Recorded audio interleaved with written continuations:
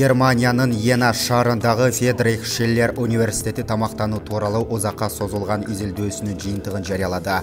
1990-2016 жылдар аралыгында жүргүзүлгөн изилдөө туура эмес тамактануудан улам адам өлүмү мурдагы советтик өлкөлөрдө эң көп катталганын көрсөткөн. Сап башында Өзбекстан турат, анда ар бир 100 000 кишиден 394 адам тамакты туура ичпегендиктен өлүмгө учурай тургандыгы айтылат. Кыргызстанда бул көрсөткүч 100 000 адамдын ичинен 350 кишиге жетип 3-орунга чыккан. Алдыңкы ондукка жалаң постсоветтик өлкөлөр Түркмөнстан, Украина, Молдова, Азербайжан, Беларусь, Тажикстан, Казакстан жана Орусия бар.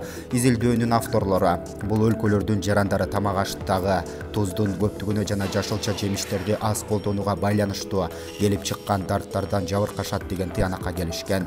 Ал эми Европада туура эмес тамактануунун айынан германиялыктар эң көп жабыркай тургандыгы көрсөтүлгөн. Испанияда, Израилде жана Францияда жашагандар туура азыктанары аныкталган. Бул өлкөлөрдө ар бир 100 000 кишинин 43-46сы гана тамактын айынан өмүрүнөн айрылат деп эсептелет.